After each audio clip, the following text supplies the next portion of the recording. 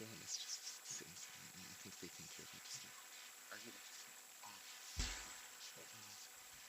It's okay.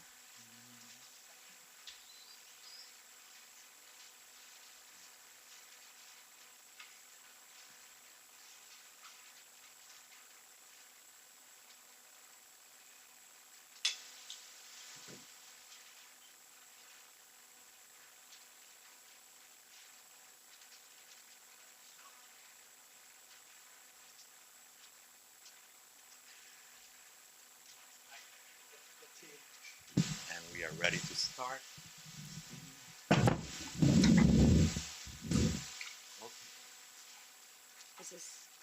It's on? It's good. Okay, hi everyone. My name is Christine Vetrano and I am the chairperson of the philosophy department. I'm thrilled to welcome you all here today for what we hope will become an annual event, the Sheila and Wilbur Liebson Ethics Colloquium. Before we introduce our speaker, I just wanted to encourage our students to stick around when the talk immediately ends, because we are going to be following it with a question and answer session. And while I'm sure our faculty will have lots of questions for our guest, I encourage you guys, the students, also to ask questions and participate, so don't be shy. Two more quick things. If you are a student and you did not sign in on your way in, please sign in on your way out. And this is being live streamed, and a recording of it can be found on the Wolf Institute's YouTube channel. So without further ado, I'm going to turn it over to our own Matt Lindauer to introduce our speaker.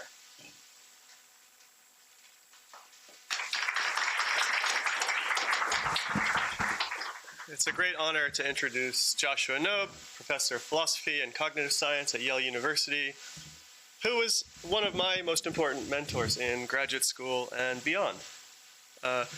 It's no exaggeration to say that Josh's work transformed the field of philosophy and had a lasting impact on several other fields as well. The first highly influential paper that many of us read of his was Intentional Action and Side Effects in Ordinary Language, Analysis 2003. You know, many of the great books in philosophy that you've read that made big contributions, 400, 500 pages, maybe 200. Josh has the rare distinction of changing the face of philosophy in a 5-page article. Now, while there were already some figures doing empirical work, Josh's research really helped to establish the field of experimental philosophy. And the research program that this article helped kick off has had a very broad impact, as further work consistently finds evidence of the influence of values on all kinds of judgments that were traditionally thought to be value-free, such as judgments about what is intentional or not, or whether someone acted freely. The through line of this work, the way I think of it, is that even if it doesn't always look like it, we are moral creatures through and through. This work has sometimes been put together as what has been called the Knobe effect, although in characteristically modest fashion, Josh will always call it the side effect, or some other name. But further, several other whole academic literatures in philosophy, psychology, cognitive science, linguistics, and related fields have been spawned by his research on the idea of the true self, which we'll hear about today, and on dual character concepts, another example, concepts for which there's both a shallow and deep reading, including happiness, scientist, artist, and most recently, the concept of being a badass. You know, when I first met Josh, I was starting in grad school, kind of insecure about my place in philosophy, and I thought philosophy is all about sitting in your armchair, just thinking alone, not really consulting the outside world or the sciences. That would kind of corrupt the way you looked at things. And here was this person kind of presenting scientific research that they themselves had done. So on the shallow reading philosophy that I had, I was sort of like very confused, but just like a dual character concept of what it is to be a philosopher, I saw that in the deepest sense of what a philosopher is, this was the most real thing that I had encountered. And it turns out also that Josh knows so much about traditional armchair philosophy too, that he's generally able to completely disarm critics who would worry that these two ways of doing philosophy were incompatible. I was hooked, and I couldn't unsee the way that Josh made me view philosophy and its relationship to empirical research, and now nearly all of my work engages with or involves new empirical research as a result. Josh had, as I said at the start, an immense effect on me as a generous mentor, but perhaps more remarkable is the fact that so many other people would say very similar things across philosophy, psychology, cognitive science, and other fields. So much like the original Knobe effect, this one is highly replicable. So without further ado, I will turn it over to Josh.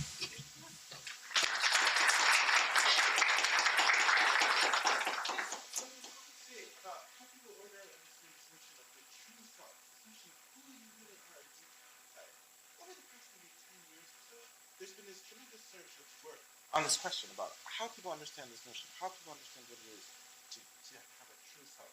And wait, is something wrong?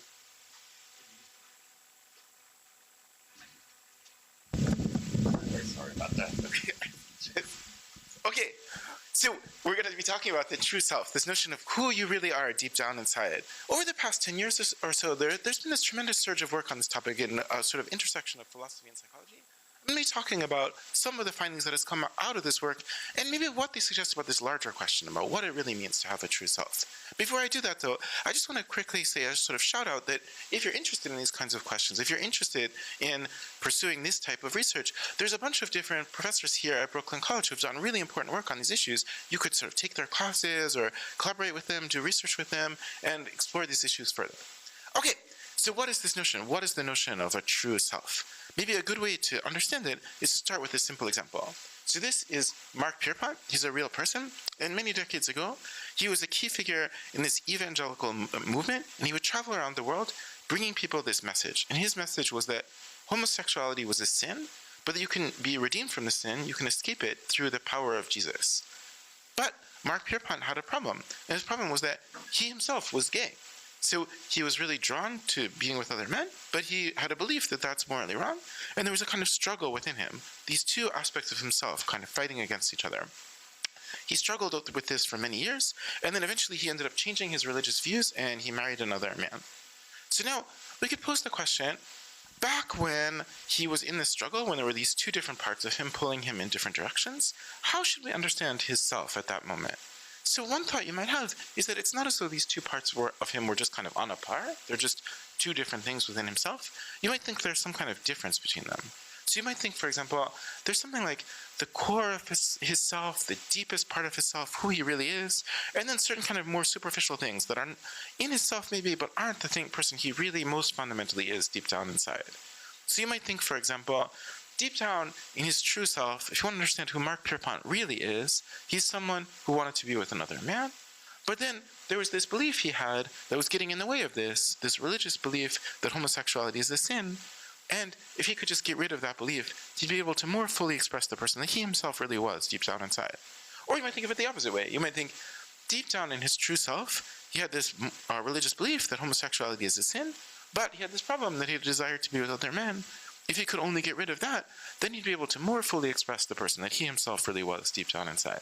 So just to get a sense of how people are thinking about this, I just want to see how many people think each of these two things. So how many people think deep down in his true self, the person he really is that he wanted to be with other men, that he was gay? I don't know how many people think the opposite. Deep down in his true self, the person he most fundamentally is this person who believed that it was a sin to be with other men. Okay. So let's consider now a different example, just another example to illustrate the same kind of idea.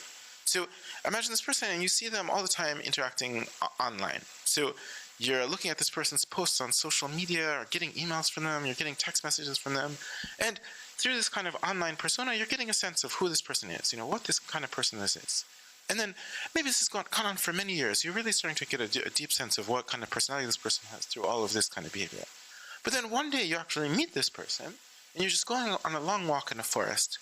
And now, in this walk, this one time that you see them in person, a really different personality comes out. These look really different when you see them in person in this forest from the way they seem online when you're just getting emails from them.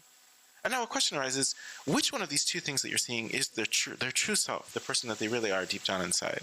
So you might think, maybe the true self, the person they really are, is the person that comes out when you take a walk with them in the forest. And then there's this other way that they are when you're seeing them online, but that's not the person they really are. Or you might think the other way. You might think their true self, the person they really are, is the person who comes through online, and then there's this person that you see coming out when they're taking a walk in the forest, and that's not who they really are. So let's take another vote. How many people think their true self is the person you see coming out when they're taking a walk in the forest? And how many people think the true self is the person that you see coming out when they're interacting online? Oh, awesome. It's cool that some people say the opposite. Okay, so one way of illustrating this notion of a true self is like that, just by giving these examples. Maybe another way is by considering the role that this plays in our lives. So if you think back to who you were when you were in middle school, you might think, okay, I acted really different at that time. And then you might think, I don't know, I just changed. Maybe I'm just was one way then, but I'm just a different way now. But you also might find yourself thinking a different way. You might find yourself thinking, if I think about who I was in middle school, it's that the way I acted at that time, it didn't reflect the way I most truly am even then. That somehow the way I'm behaving right now is reflecting something that was really lying deep within me even at that time. I don't know, maybe when you were in middle school, you were like listening to boy bands and you were like a fan of One Direction or something like that. Now, if you think about the way you are now, you might think, the way I am now, it's not just that I changed my musical tastes, it's that I'm more fully expressing the person that I was all along, even back when I was in middle school. Or say you're facing a choice in your life, and you have two different options, you're wondering how you should live. You might find yourself thinking, okay, I feel torn, there's something pulling me in one direction and something pulling me in the other direction, but which of these two things is the real me? And maybe that would inform how you make this choice. Or suppose someone comes to you and asks for forgiveness. So this person says, okay, I know I did something bad. I'm really sorry. I've done so many wonderful things for you, and the whole rest of the time that we've known each other, will you forgive me? When you're thinking about whether to forgive this person, you might think, well, part of what makes a difference is who are they really deep down inside? Does the action that they performed that I might blame them for, is that just some superficial part of their self, or is it the deeper part of their self? And if you think, it's true that they did this bad thing, but deep down inside, they're really a good person, you might be more willing to forgive them. Okay, so much for this sort of brief introduction to the topic that we're talking about, what the true self is. In this presentation today, we're going to be trying to explore this topic, explore the notion of the true self at two different levels. So first of all, we're just going to try to look at certain kinds of results that are coming out of experimental work on the patterns in people's judgments, so why people make the judgments they do. So for example, we're going to try to understand what makes people think that this is the nature of the true self, or what makes people think that this is the nature of the true self. So this is going to be some statistical results about what people think is the ordinary notion of the true self, and we're going to look at a couple of different effects, a couple of different things that seem to affect judgments about the true self. And then in a second step, we're going to try to sort of zoom out and ask a larger question. So the larger question is going to be, if we understand a couple of these patterns, if we get a sense of just certain kind of effects that people show in their judgments about their true self, does that give us a sense in a larger way about how to understand what this thing even means, what it even means to be a true self? So maybe if we go through a couple of these effects, a larger picture will start to emerge about how to understand this kind of thing more fundamentally. So let's start with one particular effect, and this is an effect regarding people's judgments about whether your reasoning is your true self, the things you believe and reason and reflect on, or whether your emotions, your kind of visceral desires, this part of yourself is the true self. So consider again our example about Mark Pierpont. He faced a kind of struggle within himself, and the struggle was between sort of two different aspects of himself, two different sides of himself, two different types of mental states. So on one hand, if you just asked him, what do you really think is right? He would have said, what I think is right is that homosexuality is a sin. It's really important not to engage in this kind of behavior. I have to fight against it. I completely renounce this aspect of myself. But then if you thought about his emotions, then you'd find, or his more visceral desires, then you'd see something else coming out. There's this other part of himself that's not about what he believes. It's not about like what he thinks is right. It's something that's more visceral, something more emotional, that's drawing him in the opposite direction. And so we could now ask the question, if we have these two sides of someone's self, what they kind of endorse when they reflect, what they actually believe if you just ask them, and their kind of more emotional responses, which of these two things is the person's true self? So one kind of view you might have is something like this. You might think, someone's true self, who they really are, is what they endorse on reflection. When you really think about it and you think, what really is right? It's that is who you really are. And then sometimes, though, we can't kind of control ourselves. We lose control over ourselves, and that's because we're pulled to and fro by these emotions that get in the way of us expressing our true self. And so then you might think, this kind of first quality, that what we actually believe to be right, this is who you really are. And then these emotional responses, those are getting in the way of who you really are. If you could only get rid of them, you'd be able to more fully express your true self. Or you might think of it in the exact opposite way. You might think, if you want to understand someone's true self, who they really are deep down inside, it's going to be about their emotions, their kind of visceral urges, and so forth. And then people have certain beliefs about what they ought to be doing, what's the right thing to do, and sometimes those things are just getting in the way of them fully expressing their true self. So if you had this view, you might think, when someone's just overcome with emotion, or when they're completely drunk or something like that, it's in that case that they are unable to sort of control themselves using these beliefs, and then the person they really are deep down inside, this emotional part of themselves, comes out. So here we have these two very different views. Maybe reflection is the true self, or maybe emotion is the true self. And if you look at the history of philosophy, you see a lot of argument about which of those two sides is right, with different people arguing on different sides about this kind of question. But today, I want to suggest that people's ordinary way of thinking about this question is a little bit different. It's not that people just think your reasoning is always your true self or your emotion is always your true self. Instead, what they tend to do is they think whatever part of you is the good part, that's your true self. So when you're faced with a decision, you might be pulled in different directions. One part of you might be pulling you toward one thing, another part of you might be pulling you toward another thing. And then when people are trying to figure out which of those parts is the real you, they're not just thinking which is your reasoning and which is your emotion. They're thinking which is the good part of you, the really valuable part of you, the thing that is really worth having. So in this view, people are going to show a general tendency that they're going to think whatever is the good thing within you, that's who you really are deep down inside.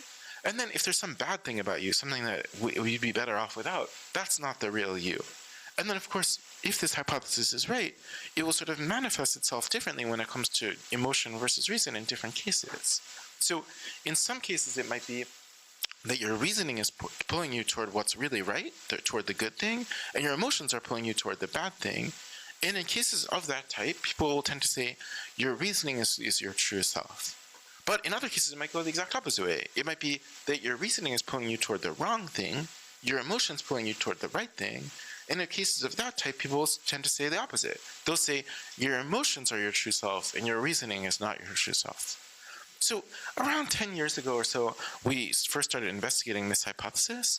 And then in the time since then, there's been a tremendous amount of further work, all sorts of studies exploring this idea. So I just want to give you just one example of just one experiment that explores this kind of question. So in this experiment, participants were randomly assigned to one of two conditions. And participants in one condition read the story of Mark Pierpont, this real guy.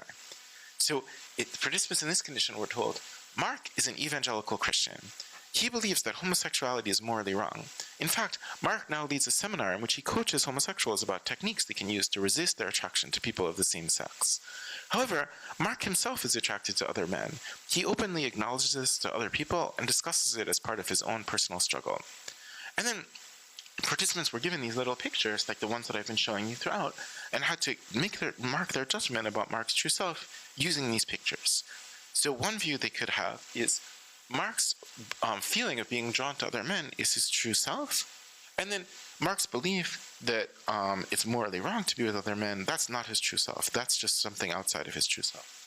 Or they could think the opposite. They could say his belief that it's morally wrong is his true self, and his emotions that are drawing him to be with other men are not his true self.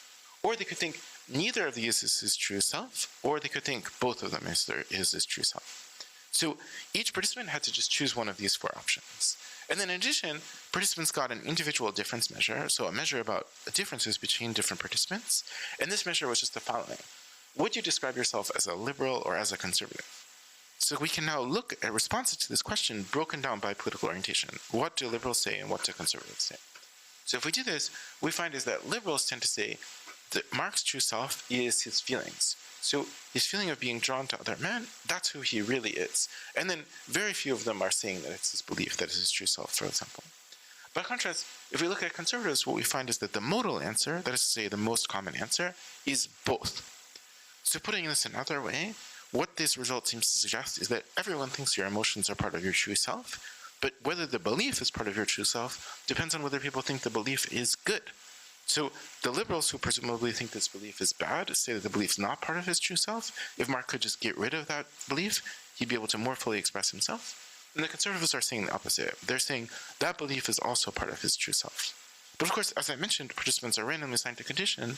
There's two different conditions, the one that we just saw and a different one.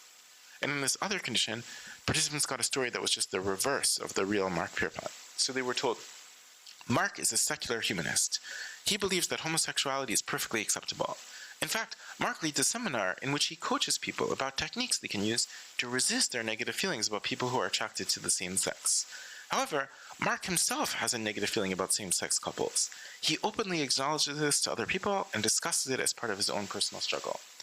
And then participants again got this question, and in a moment I'm going to ask you to vote about what's the right answer to this question. So participants were asked, what is Mark's true self? Would you say his feelings of disgust toward gay people are who he really is? And his belief that you should treat all people equally, that's just his superficial, that's not who he really is? Or do you think his belief that you should treat all people equally, that's his true self? And then his feelings of disgust toward gay people, that's not who he really is? Or do you think that neither of them is who he really is? Or do you think both of them is who he really is? Okay, I'm just going to give you a moment to think. Okay, how many vote for just the feelings? How many vote for just the belief? How many vote for neither? And how many vote for both? Okay, so we can now look at the results broken down by political orientation, and what we find is this. So we find that the modal answer, that is the most common answer among the liberals, is both. And then among the conservatives, the modal answer is only the feelings. That these beliefs he has, that people of all sexual orientations should be treated equally, I don't know, that's just some politically correct thing he picked up from his culture that's getting in the way of his ability to express his own true self. So, although in a certain sense, the pattern has just reversed, in a deeper sense, it's the same exact pattern. The pattern is, regardless of what's going on, people always think your feelings are part of your true self.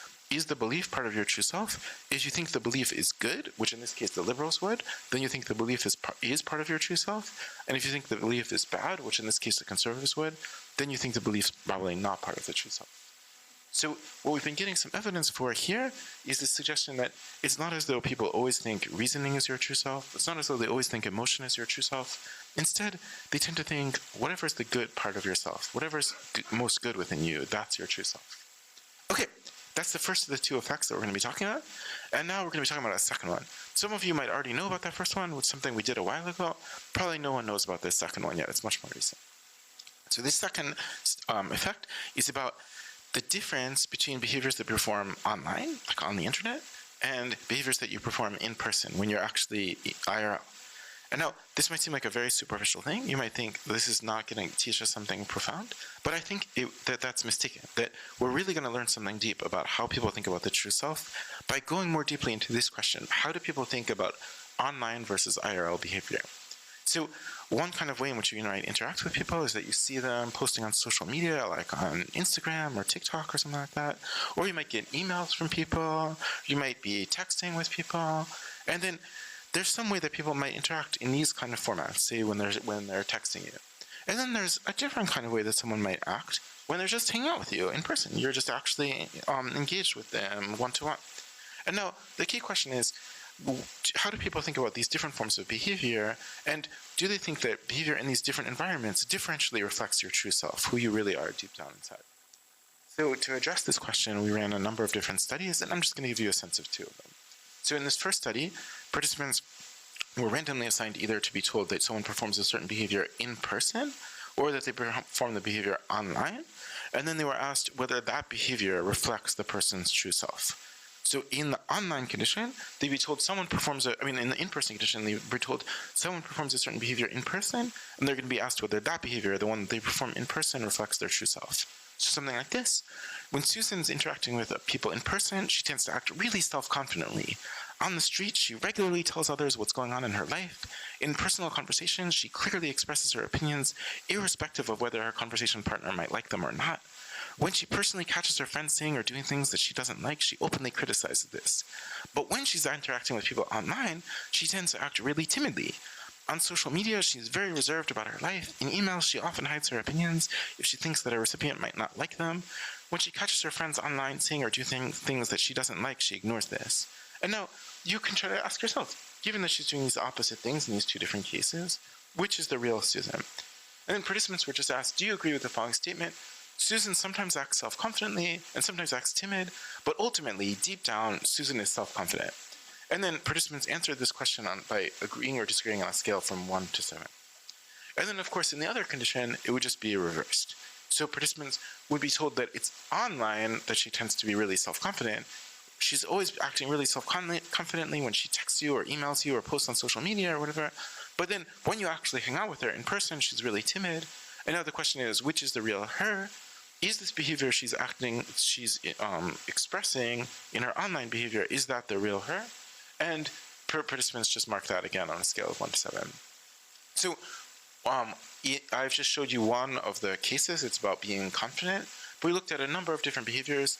And then for each behavior, we're just looking at whether if you express that behavior online or in person, it's seen as more your true selves. So we can now look at the results. And I'm going to be showing you now a violin plot. I recognize that some people might not know what violin plots are, so I'm going to have the data sort of come in step by step. So first, we can look at the means by condition. So this is just the average for each type of behavior in the online versus in person. And what you're seeing here is that in almost all cases, when you do something online, it's seen as less expressing your true self than when you do it in person. But there were two exceptions, which we didn't predict. We were surprised by this result. One is being hostile, and the other is being mean. And these two behaviors, the kind of morally bad behaviors, we don't get that effect. We don't find that if you do morally bad stuff on the internet, it's seen as less expressing your true self than if you do morally bad stuff when you're in person. And now we can look at the violins for each of these things, and what this information shows is the percentage of participants who are at each of these levels on the scale from 1 to 7. So for example, for being brave, if you do brave stuff online, there are going to be a lot of people, a large percentage of people who think you're not really brave. But if you do brave stuff in person, there's going to be very few people here who say, okay, you did do this brave stuff on person, but that's not the real you. The real you is how you act on the internet. Okay, so the basic result so far is just this. Suppose we consider what you do online, say texting people, versus what you do in person. People tend to think that it's more what you do in person that reflects your true self than what you do online. That might be an interesting fact. I don't know. A lot of our lives these days involve interacting online. It's quite striking that people think this thing that we do so often somehow doesn't reflect our true selves. But now comes the real question. So why is it? Why is it that online behavior is seen as less reflective of the true self? And we want to suggest now it's because of something pretty deep. There's something really fundamental that's going on here. And what is this deep thing? Our theory is that it has to do with the notion of what's natural. What's the natural situation to be in? That people have this idea about kind of the natural environment for human beings to be in, and that there's something special about that natural environment, and then they think of being online as not the natural environment. So what is this basic idea? The idea that now if you think about how our lives are, a lot of us live in cities, we're like having jobs working for corporations, maybe we're taking pharmaceuticals like antidepressants, but you might think, this kind of life that so many of us live now, that's not kind of the natural environment for humans to be in. The natural environment, you might think, is just something really different. The natural environment is for us to be like hanging out in a forest, not working in a corporation, but instead working alongside our families, that our interactions with other people are going to be really fundamentally different from the kind of interactions we have right now. Like maybe when we're in conflicts with people, the conflicts will be taking place like on a battlefield with us fighting, putting our bodies on the line. Or you might think they involve some kind of much more egalitarian kind of society than the one that we live in right now. And then you might think there's something special about this other type of environment, the kind of natural environment for humans. So the suggestion now is going to be the key difference between online behavior, say text messages or email or Instagram or something like that, and just hanging out, is that people think just hanging out in person is the kind of natural environment for human beings to be in. That's getting back to what's our nature, is to be in that kind of environment. Whereas this kind of online situation where you're like sending emails to people, that's not the natural environment.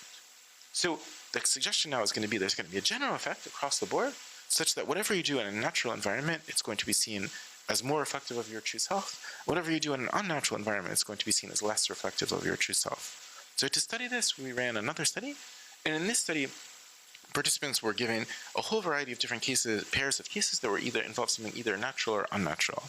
So one case is going to be hanging out in person versus doing stuff online, but there's also going to be other cases, a whole bunch of other pairs, so that we can see whether the effect we observe in this case generalizes. That is also going to apply across the board to a whole range of other cases.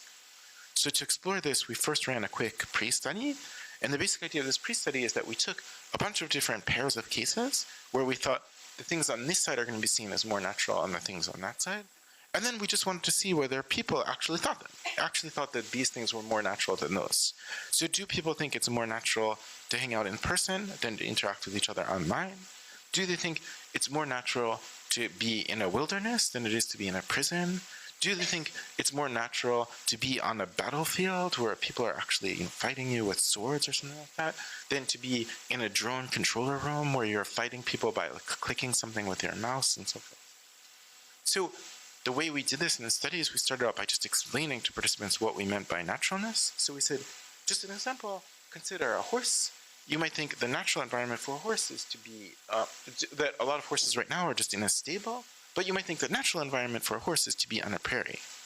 So in much the same way now, we want to know what the natural environment is for humans. So we asked for each different case, we said, imagine that you could be in a wilderness, imagine you could be in prison, and now consider these two different environments. We want to know how natural it is for humans to be in a wilderness, how natural it is for humans to be in a prison, and then participants just rated these on a scale of 1 to 7. So before going on, we just want to make sure that this effect actually rises, that there is a difference. Sure enough, people think it's more natural to hang out in person than it is to hang out online. And then even more so, with a stronger effect, people say that it's more natural to be in each of these situations on the left than it is to be in the situations on the right.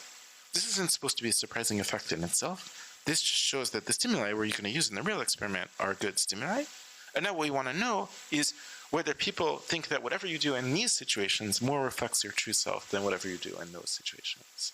So then we gave people in the real study the following question.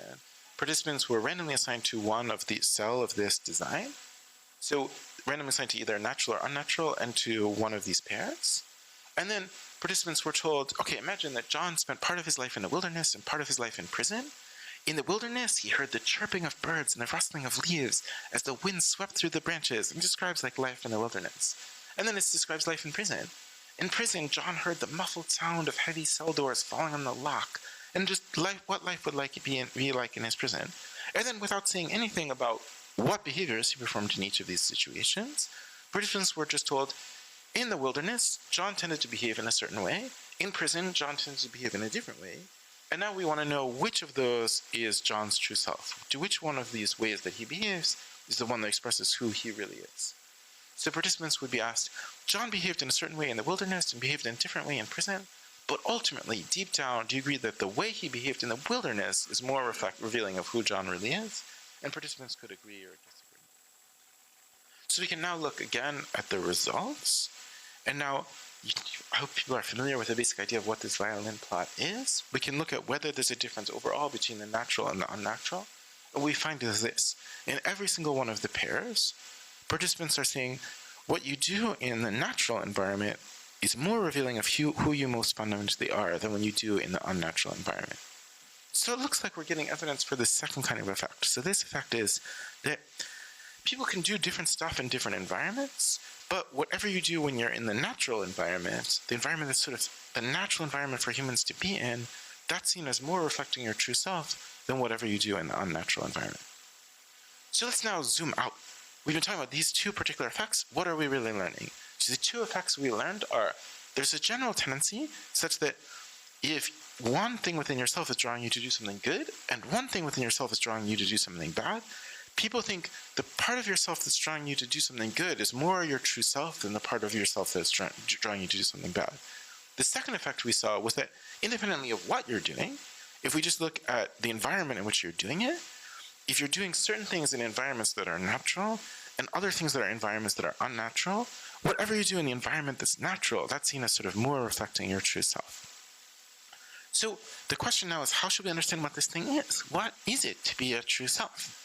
And within philosophy, as I mentioned, a really common view is that we should understand the true self most fundamentally in terms of certain specific types of psychological states.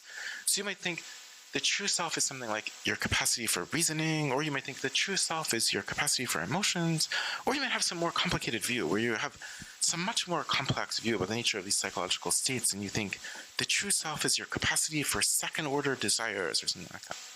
And this is definitely a plausible view. It seems like it could be right. But if you think about these two effects, it doesn't feel like this type of theory, the view that it's some kind of matter of what type of mental states you have, it doesn't seem like that view can explain these effects. It doesn't help us understand why people think whatever is good about you is your true self. It doesn't explain this thing about naturalness. So I'm going to turn now to a really different picture, a really different idea about what it means when you say that something is part of someone's true self. And this view doesn't have anything to do with distinctions between different types of psychological states. So the second view is we should think of it in terms of some broader notion. And this broader notion is that for different kinds of things, we can think, what is that thing really all about? What's the essence of that thing? So say you're thinking about our country, like the United States. You might think the United States has done different kinds of things at different times. But then you might think it's not just that the United States has just done a bunch of different things. There's something that's kind of the core of the United States, the essence of the United States, what the United States is really all about. And some of the things the United States has done really reflect that. They're in keeping with what the United States is really all about. And other things go against it. There are times in which the United States went against what the United States itself is really all about. Or say you're thinking about some band. You might think, I don't know, they had a bunch of different albums, but some of those albums really reflected what the band is all about, and other albums didn't. They're kind of betraying what this band is really all about.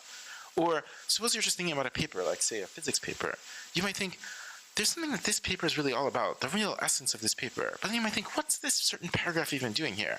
If we could delete that paragraph, this paper would then reflect more what the paper would then really reflect, be more in keeping with what this paper really is all about. So the key suggestion now that I want to make is that if we want to think about this notion of a true self, we should think of it as being very closely related to this much more general notion about what something's really all about. So we could think about, say, the essence of a science paper, what the paper is really all about, and we might think some particular paragraph in this science paper is kind of going against what the paper is really all about. And then when we think that something within a human being is not part of their true self, we shouldn't think of that in terms of something really specific to creatures like us who have minds. We should think it's the application to creatures like us of something that you could apply much more generally, even applying, say, to a paper. So if you start thinking about this notion more generally, you can see kind of questions we could ask that are very analogous to the questions that we just asked about the true self. So suppose you're thinking about our nation, the United States. Our nation has definitely done a lot of really racist things. Like, for example, there's segregation in our nation. And our nation has also done some anti-racist things. For example, there's been integration of our school in our nation. And now you could ask, which of these things reflects what our nation's really all about? So maybe a lot of people would think, even though our nation's done both of those things, if you think about what this nation really stands for, the real essence of the United States, the anti-racist things that the United States has done are reflecting what the nation really stands for. I don't know, our nation is a nation of immigrants, it's a nation of diversity. This is what our nation's really all about. And then you might think, it's true that we did all these racist things, but when we did those racist things, we were going against what this nation really stands for. But then maybe other people would think the opposite. I don't know, maybe some people think, ultimately, it's a nation of white people. This is what our nation really stands for. It's true that we did these other things, but when we did those other things, we were betraying what this nation's really all about. Or suppose you're thinking about a scientific paper. So imagine, for example, in the scientific paper, they do this physics experiment. They discover something really amazing. They really make an important contribution through this experimental research. And then looking at the experimental research, they think this is really solid experimental research, but we have no idea why this happened. We totally don't know why it happened, but that makes it difficult to publish. So they just throw together some theory that's just like some mediocre theory that doesn't really help at all, just an attempt to get the paper published. So now the paper includes these two things, the experiment and the theory. But now you could ask, what's really the essence of this paper? So you might think, in this case, the experiment's really the essence of the paper, and then the theory is not what this paper is really all about. If they could just get rid of that theory, it would be more reflective of what the paper is really all about. Or you might think the opposite. You might think this mediocre theory is the true essence of the paper, and then the beautiful experiment is not at all what the paper is really all about. If they could get rid of that, it would reflect more the true essence of what this paper is, which is to be a totally mediocre paper. So the suggestion I want to make now is that the patterns that we're seeing in people's true self-judgments aren't unique to people's true self-judgments. They're part of this much broader thing. We're going to see them for just other stuff, like I don't know what a paper is all about. So to explore this, we ran another study, and this time we looked at judgments about whether this effect of goodness arises not just for human beings and themselves, but for all these other things. And this experiment, I should emphasize, it was conducted by Julian de Freitas, who's now a professor at Harvard, but when he conducted this experiment, he was an undergraduate. So those of you who are undergraduate students right now, I don't know, I hope it just makes you feel like you're not just spectators to this field. You can be playing a really important role in this field. You can do things that kind of move the field forward.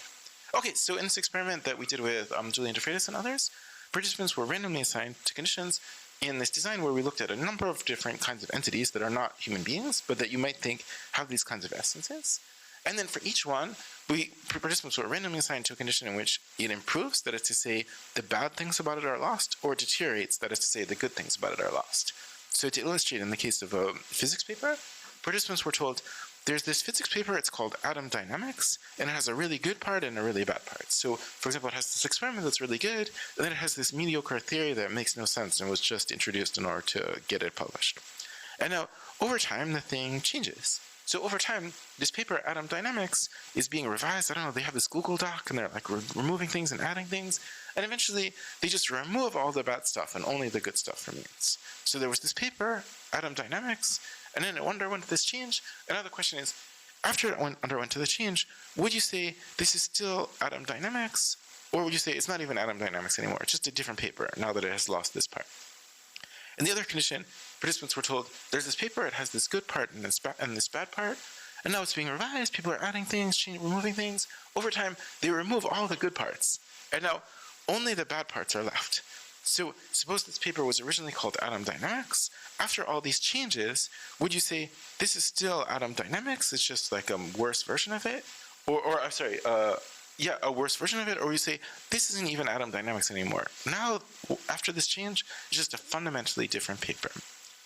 So we can look at the results now across all of these different cases, and we find is this. In every single case, people think that people have this tendency when it deteriorates to think less that it's still the same paper than when it improves. So what that seems to suggest is that people have an idea of what this paper most fundamentally is, the true essence of the paper, the qualities of the paper would have, such that if it doesn't have those qualities, it's not even that paper anymore, it's going to become a different paper. And those qualities have, those qualities across all of these different items have this quality that we're picking out the good thing, whatever's the thing that's most good about this, we're viewing as sort of the true essence of this object. So what this seems to be suggesting now is a kind of commonality that's sort of unexpected across these items. So when it comes to the true self, we seem to be picking out a certain part of the self, the good part, and considering that to be the person's true self. But the thing that we show for people's true self-judgments, it doesn't seem to be unique to the true self. We're showing that same tendency across a range of other kinds of cases, and that seems to be showing something deep about how this notion works.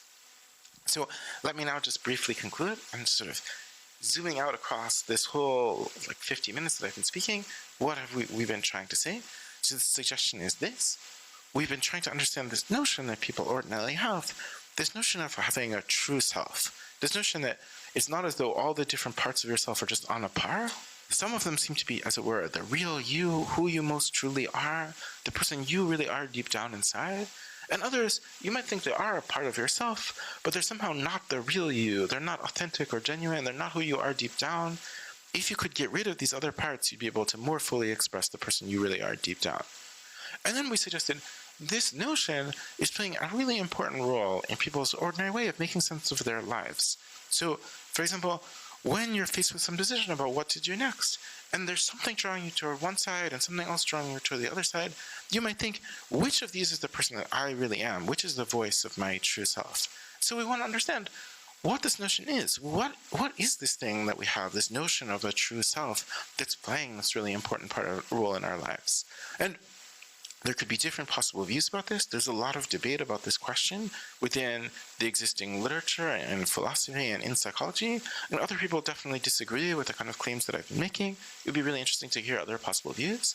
But the claim that I've been making is that we shouldn't think this notion that we have of a true self is something hyper-specific to the self. It's not something that has to do with your mind in particular. It's not a notion that can only make sense when you start thinking about mental states like reasoning and emotion and so forth. Rather, it's the application to the self, to your mind, of a much more general notion that we can apply across a whole range of other kinds of cases. And that much more general notion, the kind of core notion, is this notion of what something's really all about, the essence of something. And then, of course, if we think about the essence of you, it's going to be your true self. Thank you so much. It was great having you. Thank you. We're going to open now for questions on the topic of today's presentation. And we have a tradition at the Wolf Institute. We start with a student, and it's usually you, Bobby. Hello, Joshua. That was a great lecture. So, over time during my life, I had my ups and downs, finding my true self. Well, I had to find my true self for a long time. And I might have actually found my true self recently. So, well, I know I usually say what inspired you to make it, but I think we know why. But how does it feel that you're remembered for a Knobe effect that would inspire a generation? I don't know how to answer that question.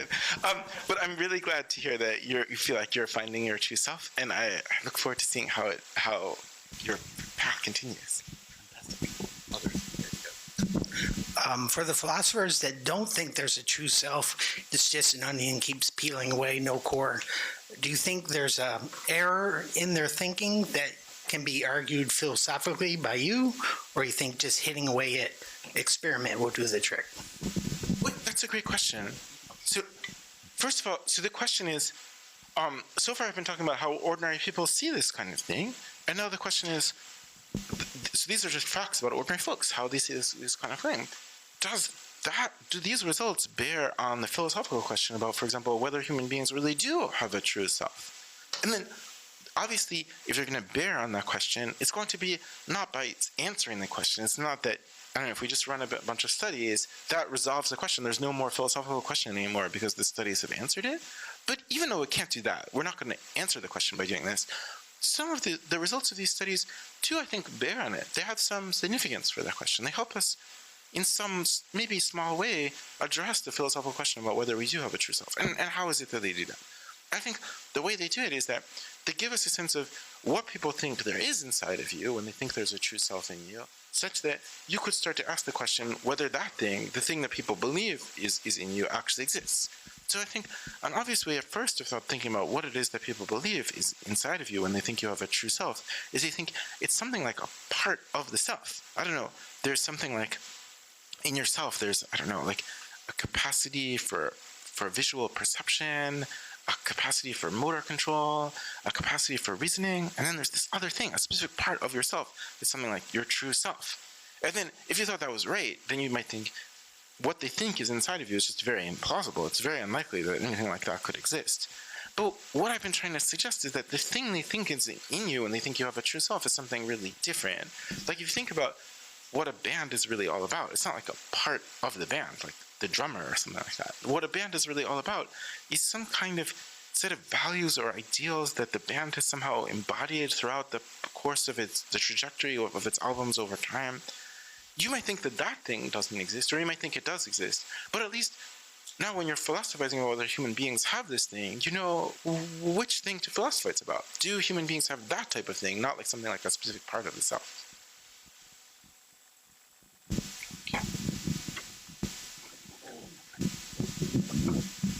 Hey, thank you, first of all. So my question is, how amenable to change do you think people's different intuitions about what these essences are is? Because, like, you know, when I think about your political example, and I think about, you know, we think of as inspiring political figures, they've often made statements like, this is what the true America is. Like, we need to live up to these values.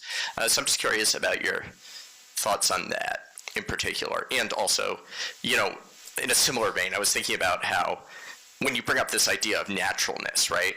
Like, we have an intuition that, you know, a farmhouse is more natural than a palace, but when you actually think about it, none of these things are actually natural. Like, pretty much anything humans do are natural, and they're just associated with what we think of as being nature or something. So, you know, in a similar way, I'm wondering how much you think just kind of broadening people's views about what is natural or not natural might impact their intuitions about these essences. Wait, that's a great question. Just to understand the first question, were you asking, do people think that other people's true selves can change, or do people's views about other people's true selves change?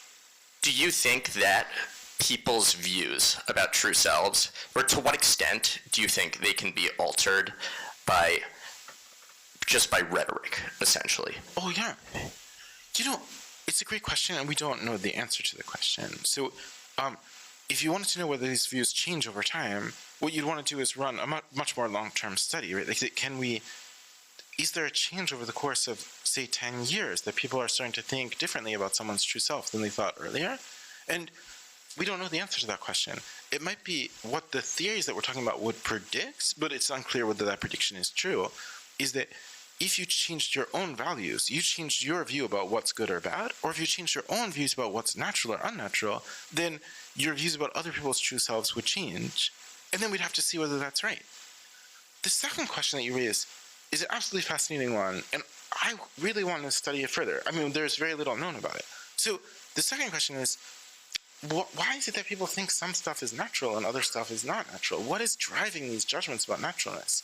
So the way that we made these guesses about which things people would think are natural and which they weren't was in this very kind of intuitive way that we just kind of tried it on ourselves, that we thought, I don't know, if we try it on ourselves, it feels like growing up in a farmhouse is a more natural way for a human being to grow up than growing up in a palace.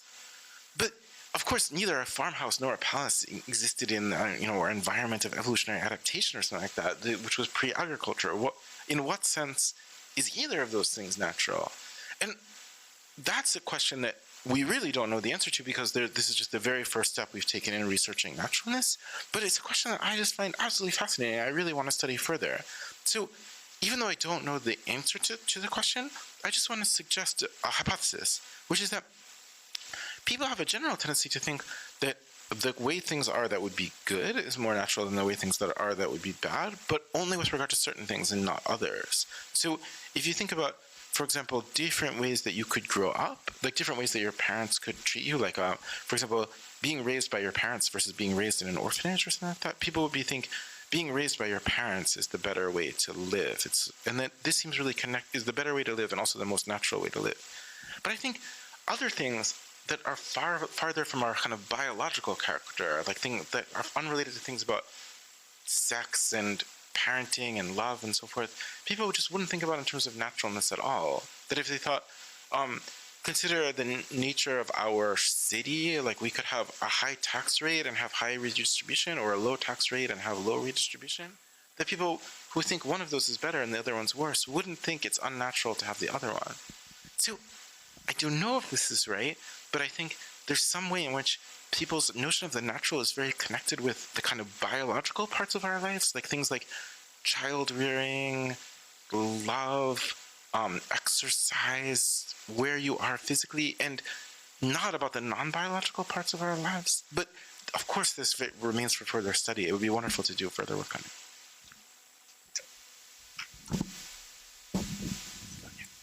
Hello, how are you? I think a big thing about philosophy and psychology is that there is a big sense that we are self-determined, and every individual has a driving force within themselves that is sort of against either society or our environment, and we're sort of born with a certain essence. Personally, I disagree with that, and I was wondering, because the notion of the true self, I see assumes that we can freely determine our decision. But as we see in our environment, we do not have lots of capabilities of truly making our own decisions due to oppressive situations and all of that. And I was wondering what your thoughts on environmental versus self-determination is under the true self. Wait, that's fascinating. So if you think about the way people ordinarily understand this notion of a true self, then what we're suggesting, what these studies seem to be suggesting, is not that people think the true self is just whatever you do. It's not what's revealed in your behavior. Rather, what we see again and again in all of these different studies that I presented today is that people think in lots of cases what you do doesn't reflect your true self. It's the opposite of your true self. So what we saw in the Mark Pierpont case was that many people think what he actually did, the actual behavior he performed, was traveling the world preaching this message that homosexuality is a sin. But then they said, that thing that he did doesn't reflect who he really is. That thing that he did is the opposite of who he really is. Who he really is someone who would be best revealed by doing the exact opposite of what he's really doing. And I think it's very much because of the kind of situation that you're talking about, that people felt there was an oppressive situation he was in, and the behaviors he was performing weren't reflective of who he really is, but rather of that oppressive situation. So in the talk that I just presented now, we looked at two different effects. One was the effect that people think it's more reflective of your true self if you do stuff that's good than if you do stuff that's bad. The other is people think it's more a result of your true self if you do stuff that is in the natural environment than the unnatural environment. And then maybe there would be a third one, and it would be really interesting to see if there is, that if you thought there are ways of treating others that are nurturing and supportive, and ways of treating others that are oppressive, and then people might think, whatever you do when you're treated in a way that's nurturing and supportive, that is seen as more reflecting your true self than whatever you do when you're in an environment that's seen as oppressive. I mean, we don't know that yet, but it seems like a really interesting further hypothesis. Other questions or comments? Let me go there. Here. I'll come here.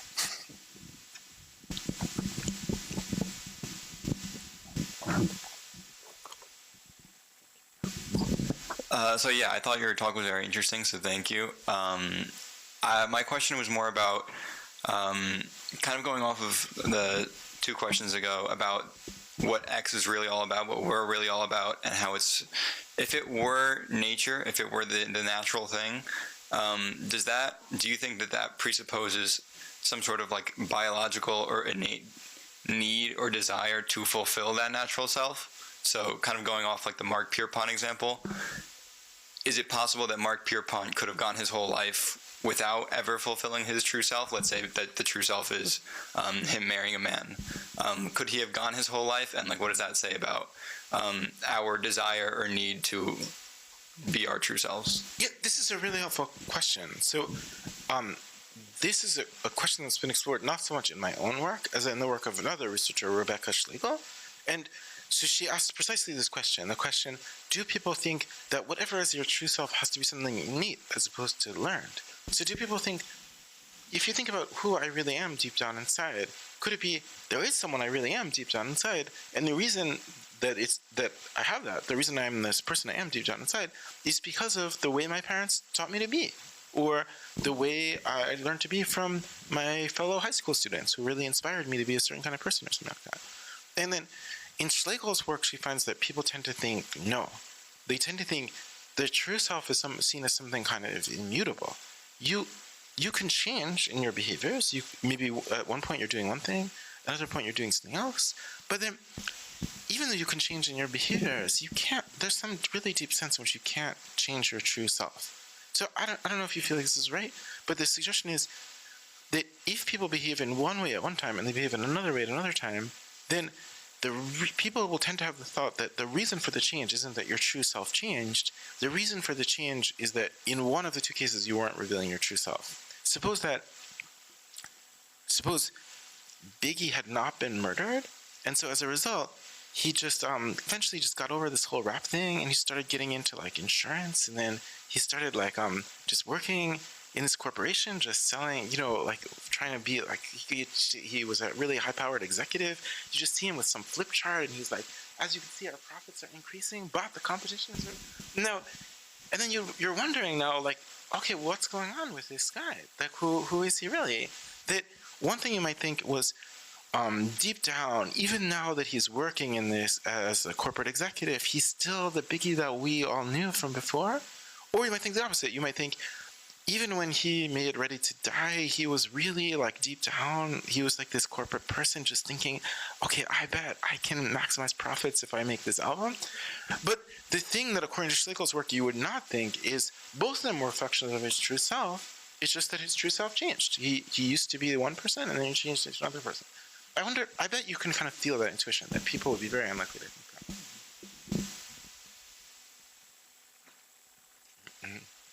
Thank you.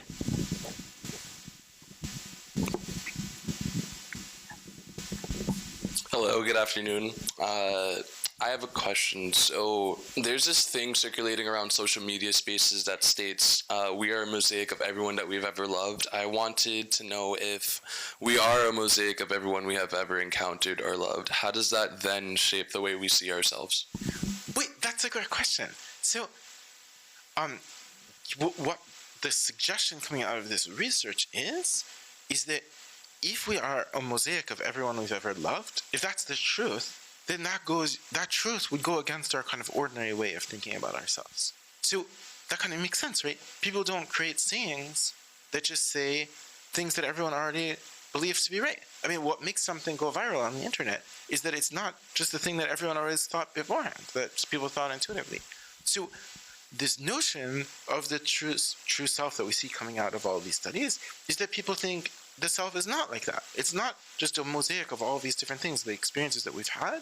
Rather, we might have had certain kinds of experiences, but deep down in us, there's this other thing. It glows like a jewel within us. It's this thing that's not determined by just the various experiences that we've had. And you might think that that ordinary way of thinking about things, this notion of the true self, is all wrong, and that what we really are is the opposite of that, the opposite of something like this, with this inner thing surrounded by some outer thing. We're rather like a mosaic that's just composed of all these little pebbles that are each perfectly part of our true self, very much like the suggestion that was made earlier, that all of these different things are our true self, the whole mosaic is. And then if you think that, what you're thinking is that the thing that people are saying in all these results that I've showed you today is mistaken. People are wrong about all this stuff. Thank you. I'm gonna go here, and then I'll come back here. So I get my exercise. Only time.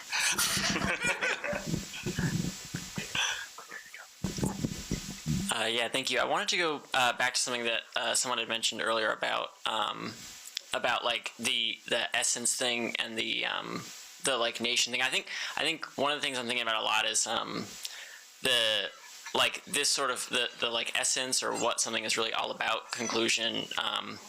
It makes a lot of sense to me in the context of the experiments where you're asking an outside party to describe the nature of someone else. But I think like some of the questions that we're talking about now are about like self-reflection, and like I think a lot of our intuitions about true selves come from thinking about who we think we really are. Whereas like a nation is never going to think about what it really is, or a science paper is never. So I think, I guess what I'm curious about is if there's a reason you decided, like for the experiments or for the theories that you wanted to talk about, or you wanted to focus on how one person perceives another person's true self, as opposed to like sort of self-reflection. Yeah, this is an awesome question. So first of all, there's sort of two aspects of the question. The first aspect is, why do we look at the third person case rather than the first person case? So we could instead ask people, there are various different things you've done at different times. Which one is your true self? And the reason we don't do that is that the effect that we observe in the third person will just obviously happen in the first person, and it wouldn't be interesting. So suppose we ask people in the first person, you do different things. Some of them are good, some of them are bad. Which do you think is the real you? And then suppose everyone's like, the good ones. You wouldn't be like, wow, breaking news, this is a really interesting result. Of course, people like to think good stuff about themselves. And the thing that's supposed to be surprising about this result is that the thing that people would obviously do about themselves, of thinking that the good parts of themselves are the real them, they don't only do it about themselves, they also do it about other people. And the question then, the further question was, if we think about the nature of the true self, a really prominent way in which it plays a role in our lives is not just that we think about other people's true selves, but we think about our own true self. And then the question was, is the extension of that to these other phenomena basically moving away from that? That now we're engaging in a more third-person kind of case. And I think that's just a really interesting question. So if we think about these other things, do we think that in some way they involve something similar to this kind of first-person reflection? So, I don't know, suppose you're thinking about philosophy. So it's not a human being, it's like philosophy itself. So you might think philosophy is this thing that has existed for thousands of years, and now philosophers are wondering, what to do next in light of this whole thing that's been going on for thousands of years. And you might think the way that it gets determined what to do next is very much like the kind of first-person reflection that we see that involves the true self. That if you're kind of thinking what to do with your life, you might cast your eyes back on the whole path that your life took up to this moment.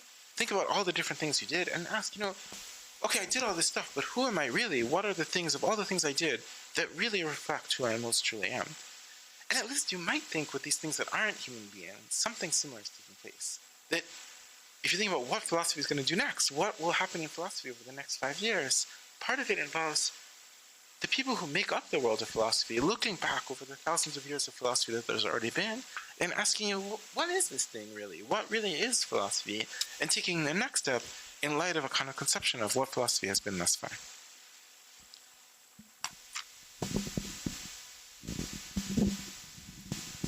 I'm going to go here, and then I'll turn it to Professor Britrano to close us out. Hi, Josh. Thank you so much for giving this really interesting talk today. Something I couldn't help but think about as I was watching the lecture was kind of the increasing relevance of these questions happening in the culture right now.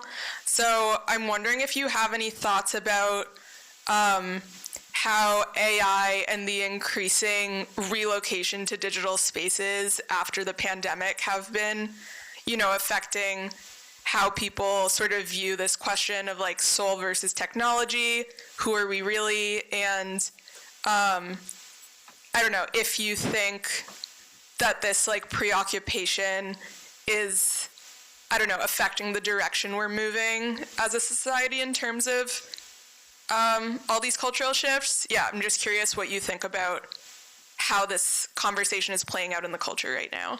Yeah, so it's way beyond my expertise to discuss these sociological questions about how our culture as a whole is changing over time. But the reason we ran these studies was precisely because of that we were wondering about these kinds of questions. So during the pandemic, we went through this period where increasingly people were interacting almost exclusively online. The way that my daughter was hanging out with her friends was just on FaceTime. She wasn't able to hang out with her friends in person. And then there'd be these very special occasions in which something or other would happen that would allow you to actually interact in this other way, where you're just in a room together or in a forest together, or in my daughter's case, on a playground together or something like that. And then there was this feeling that in those special cases, the cases that aren't the kind of online interaction, something different is happening, that you feel like this is the real thing. Whatever someone does in this situation, that's who they really are.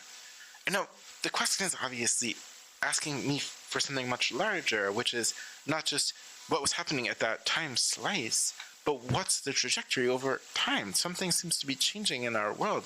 Life now is a little bit different from life in the 1990s in this really deep way. And it's going to be, if we imagine moving for another 30 years forward, it's going to be really different in the 2050s in a really different way from now. How is that going to change when so much of our interactions are in this format that we ourselves regard as kind of not the real thing? How will that change the way we think about these questions? I don't know the answer to that question, but maybe at least these data provide some insight that might be helpful in answering the question. Thanks. Last question.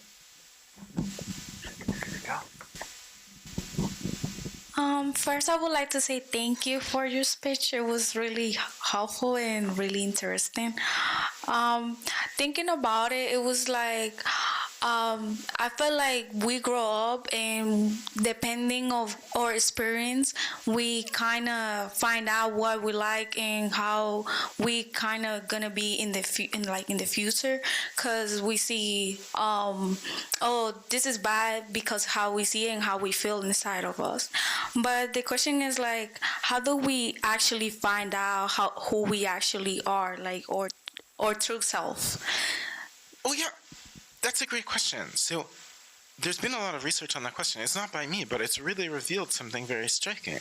So I think a really kind of intuitive idea that you'd have about how people think about what's their true self is that they would tend to think that the behaviors that they perform that are most authentic are the ones that kind of align with their own personality.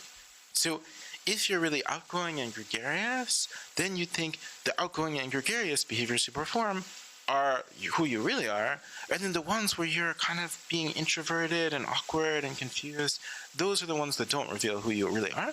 But then you might think the opposite would take place if you have the opposite personality, that if you think of yourself as being a kind of really introspective, awkward, neurotic person, then you think the more you're introspective, awkward, and neurotic, the more you're revealing who you really are. And then in these moments where you're sort of gregarious and hanging out at a party, everyone loves you, you're connecting with other people, then you might think you'd feel like you're getting away from who you most truly are deep down inside. That's what you would have thought. But what research suggests is the exact opposite of that. That's not at all what happens. No matter what kind of personality you think you have, over time you're sort of changing your view about what kind of personality you have because you're getting information about yourself. No matter what personality you have, it's always the same kind of behaviors that make people feel authentic.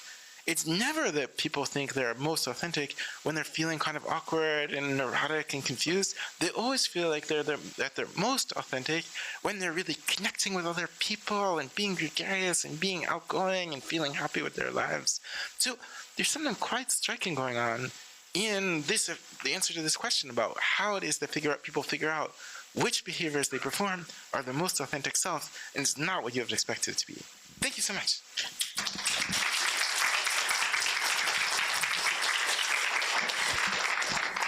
So just to close, I want to just end with a couple of thank yous. So first of all, we'd like to thank our speaker for coming today. Thank you to Josh. This was a great talk. We had a wonderful time here today. So thank you for coming. And thank you to Gaston and the folks at the Wolf Institute for organizing all of this. You guys are amazing. And just a final thank you to all of you for coming and participating. This was really a great event, and I hope we can do it again next year. So thank you.